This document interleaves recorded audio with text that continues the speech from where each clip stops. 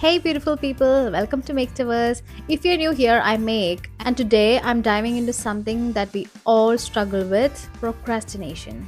Constantly putting things off. But we are going to conquer that today and we're going to get stuff done. By the end of this video, you will never procrastinate again in your life. If you're tired of feeling stuck and watching time slip away, then this video is for you. So grab a snack and let's get into it. Okay, let's be honest, we have all been there. You got a goal, or you got a project you have to tackle, or you have some assignments to write, or you have a deadline and you have a lot of things to get done, or maybe you want to start a business, or write a book, or do your dishes, or even getting in shape. And yet, the days go by and nothing happens. Instead of actually taking action, you end up scrolling through social media or binge watching a Netflix show or finding a million excuses to delay. I used to do this all the time. Even though I have a ton of things to be done on my to do list, I have done all of this and I've always found myself procrastinating even though it was not helping me in any way.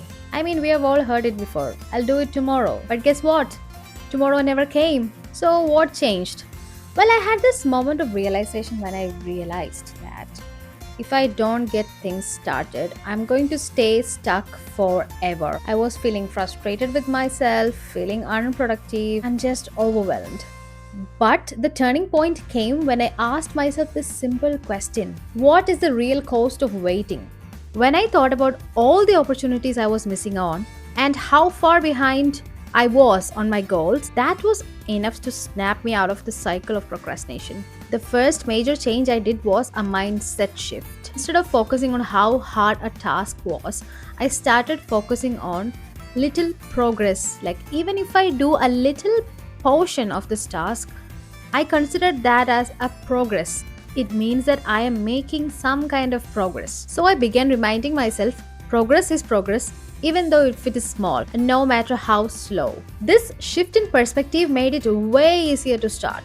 You don't have to start big, you just need to start at some point. The next game changer for me was implementing the 5-minute rule. Okay, here's how it works. Whenever I feel that familiar wave of procrastination creeping in, I told myself, okay, just give it 5 minutes. You don't have to finish it, just start. It's incredible how often just starting something, even if it's just for 5 minutes, snowballs into more. It actually tricks your mind and tricks your brain to overcome that initial resistance. And before you know it, you're deep into the task. It works every time. Another thing that helped me is breaking down my big chunk of task into small chunks, like into smaller, manageable tasks. When you're facing a huge project, it's very easy to feel overwhelmed. But if you break down it into simple, smaller tasks, it suddenly feels doable. For example, if you're writing a book or even writing an assignment, just think of it as you don't have to write the whole book or the whole assignment in one sitting. You can write 500 words a day, even that counts. Next is creating accountability. One of the powerful ways I have held myself accountable is by telling someone I trust about my goals. When you know that someone else is going to ask you about your progress, you're more likely to take action. You don't need to have a formal accountability partner.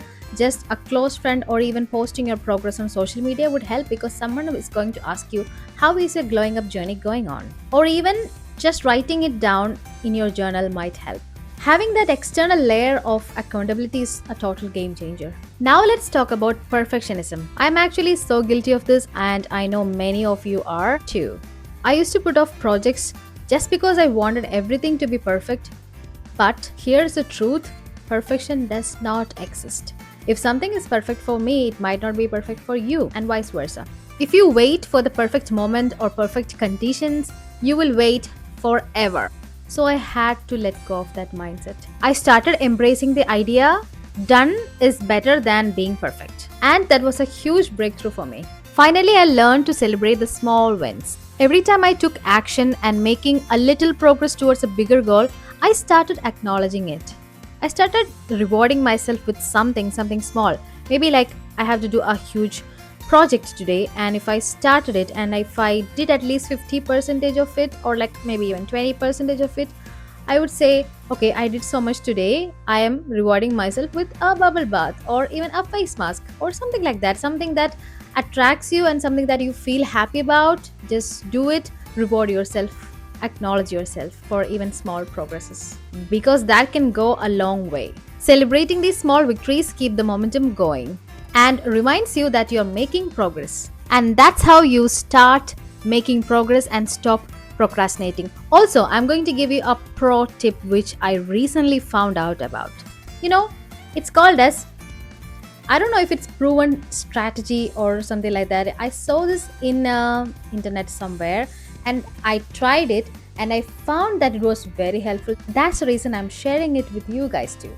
This technique is called might as well. Okay, now you're confused. What is this? Might as well. Okay, take an example. I have a pile of dishes to be done. Okay, what I'm gonna do is I talk to myself that I'm going to do few of them. Okay, I'm going to start doing the dishes. I'm going to do few of them. So I go there, I started doing the dishes. So I had in mind I'm going to do like 5 glasses, for example. So I did the 5 glasses and now I'm telling myself again, might as well do the plates. So now I started doing the plates. So I'm washing my plates. So after that's done, I'm again telling myself, might as well do the huge dishes. So I started doing the huge dishes and then slowly I found myself cleaning up the whole dishes. Now I'm telling myself, might as well clean the countertops. So yeah, I started cleaning the countertops and boom, all of a sudden I have a brand new clean kitchen. I have no idea about the credibility of this technique, but might as well actually works. You are literally manipulating and gaslighting your brain or tricking your brain into doing like small things, but all of a sudden the result is huge. So try this and let me know if it works for you. DM me on Instagram for any questions you might have. Leave your comments down below on what progress are you making with might as well technique and all the techniques I mentioned in this video. If you found this video helpful, give it a thumbs up, hit that subscribe button, and what is the one step you're going to take today to stop procrastinating ever in your life? Elevate your life one step at a time with Makes. Thank you for watching. Bye bye.